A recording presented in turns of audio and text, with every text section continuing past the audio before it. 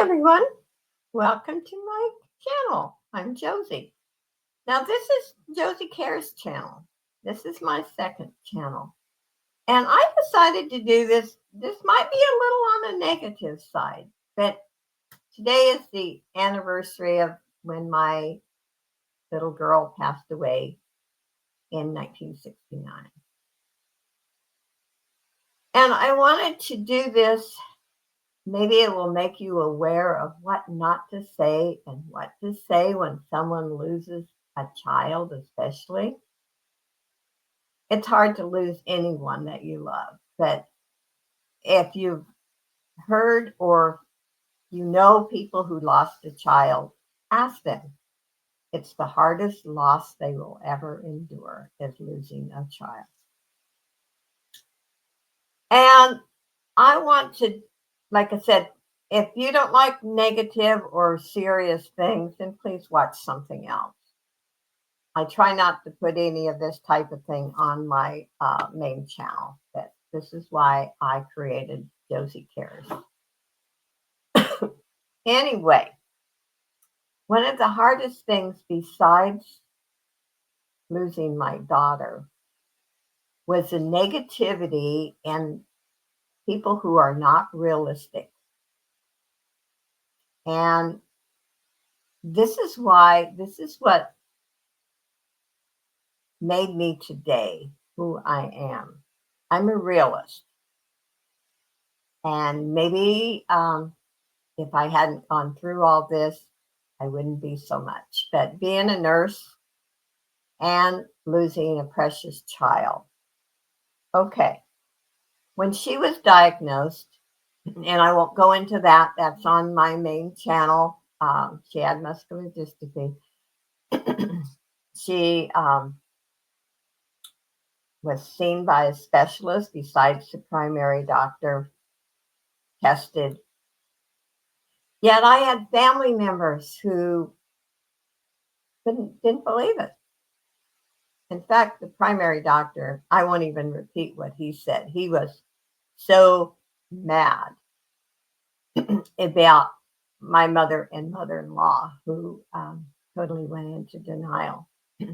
Going into denial does not help solve the problem. Excuse me. It only creates a bigger problem. You're not there for someone who needs you when you're in denial. Life's not easy. We weren't promised a rose garden. And if you are realistic, you know we were born and we're all going to die. You can cry, you can be depressed, you can do whatever you want to do, but it's not going to change that fact. So why not be there for your loved ones? Why not? If you don't know what to say, don't say anything. Just be there.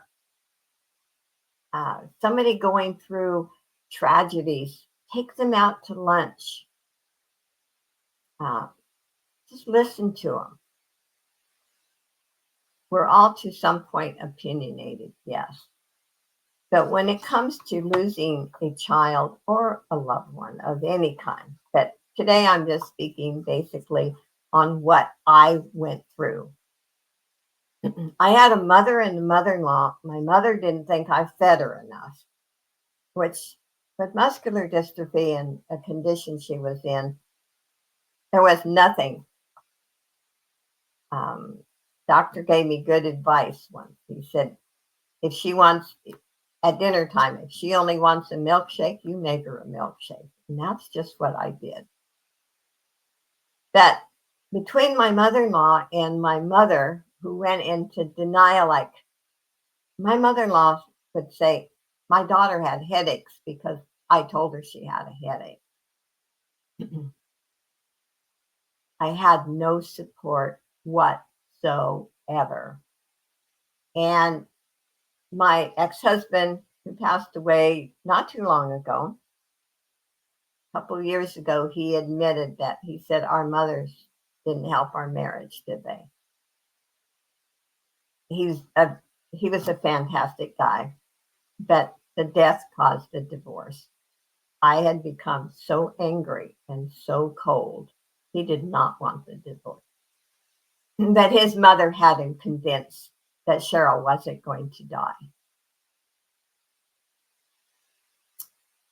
And I just want it out there like don't don't go into denial. I mean, to a certain extent we all do at first.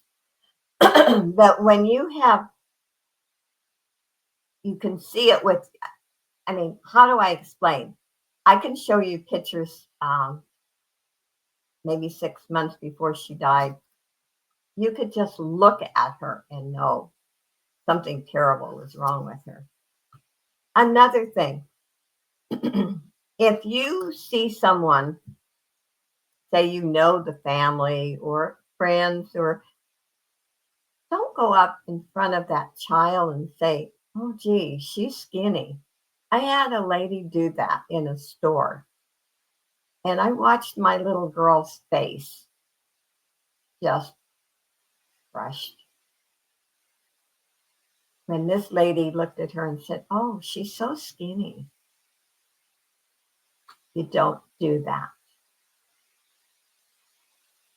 Sometimes, and I'm outspoken, but I've learned to zip it, believe it or not. There's something you don't say. And when you know someone is ill, I'm not saying you go up to them and, or a family member and you say, oh, you're dying. No, but don't go into denial where you're not there for the person. It's morning time here, so my voice is horrible in the morning. But it made me such an angry person that I didn't want any part of the family. And I divorced my husband, and he was a great guy. Very quiet, didn't verbalize. Communication is the key, and he didn't communicate. And we became friends. Never talked bad about him to my children. But don't go into denial. When you have doctor's report, when you can see it visibly, that a family member is not going to get well. I'm not saying you don't ever lose hope. I'm not saying that. But be realistic. Don't just push it out of your mind and say it's not going to happen. Because when you do that, the person that needs support doesn't get it. And I can tell you, I was always a very loving, caring person. And for a couple of years, I became a very cold person. Very sad. And all I wanted was my husband to say, honey, we're going to get through this together. And I never got that. I never got that from my mother, from my mother-in-law. And actually, I was closer to my mother-in-law than I was to my mother. That's another story. But I never got that. I had a couple of friends that they knew Cheryl was dying, and they were very careful about what they said. And I do appreciate that. But I decided to do this because being on social media, you hear a lot, and I watch, and it's so hard for people to be realistic. Yes, if you want to look at and think about fantasy, watch a good movie that's fantasy. Real life is not a fantasy. We have beautiful days. God gives us beautiful days, but he also gives us the other. And when we have the other, we're supposed to, our faith becomes stronger and lean on him. Because a lot of times you don't have human family members or friends that you can lean on. Uh, like I said, I was blessed with some good friends, but my family was not supportive. I went through all losing my daughter by myself. Um, it shocked my husband when she passed away. He knew she was sick, but he didn't want to believe. And he had a mother telling him, oh, she's going to be fine. She's going to be fine. And I felt bad for him because he lived to regret that. And I'll never forget when he said, our mothers didn't help, did they? I said, no. But to hear the rumor going around, my mother's telling people that I didn't feed my daughter enough. And when I spoke to my doctor about all of this, like I said, I won't repeat what he said. Not very nice. But she actually died of congestive heart failure. Because muscular dystrophy affects your muscles.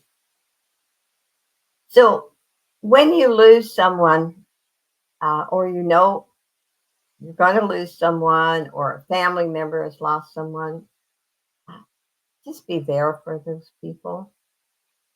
You don't have to, there's nothing that you can say. What they really need to know, that if they need to vent, if they need to cry, if they need to just discuss it, that you'll be there for them. You don't even have to say, I'm sorry. Stories don't help. They don't bring back your child. They don't bring back your loved one. Just be there. Um, you know, send a little note, note card, send flowers to the house. Take that person out to lunch or breakfast or dinner or whatever. Just listen. That's what they need. Our tongue is very sharp. Words, you can't take back words. Sometimes you can apologize a million times. We learn to forgive. God wants us to forgive. And it was a hard road for me. It was so hard. And I finally have learned to forgive. Life's too short. Just be there for each other. And don't go into that denial stage for very long. You might go, there's the 5 grieving stages, and on this channel and my main channel, I have some videos on grieving. But can't stay in denial. Denial is the worst. Denial is worse than being angry. Eventually, you get over your anger. But when you're in denial, you're saying it's not going to happen. It doesn't exist, and everybody else is wrong. And that is not good for anyone. So if you get anything out of me blubbering here, watch what you say. Don't make a judgment call. There's, social media is created things, and everyone becomes an expert. But on something like death and illnesses, sicknesses, whatever you want to call it, you don't know until you went through it. And same way with medications or anything. What's good for one person may not be good for another person. And we're all guilty of giving out, advice when sometimes advice is not needed. And like I said, when you lose a loved one, and especially a child, um, just be there. Don't say, oh, you can have more kids, um, or, just don't say anything. How about just a hug and say, hey, if you need to talk, call me. Or if you live close, let me know and I'll be here. Take someone some dinner, some dessert. Um, there's something that you can do besides using this mouth that might be hurtful. Like I said, it took me many years to be forgiving. And but I know one thing, if it hadn't been for other people, I would have still been married to my first husband. But people meddle. Stay out of other people's business. Don't meddle. Because sometimes when we're going through these things, we just need someone to listen. And someone will, if someone is venting and they ask you and say, "Oh, what would you do?" Then maybe you could, be careful about what you say, but give a little advice. But don't just hand it out when they don't want it. Yeah. Anyway, um, if when I say I'm a realist, this is how I become a realist. So I'm going to end this. Like I said, if you don't like this type of thing, don't watch. I do these type of videos hoping it helps one person. If it helps one person, then I've done my job. God bless you and take care. Bye, everyone.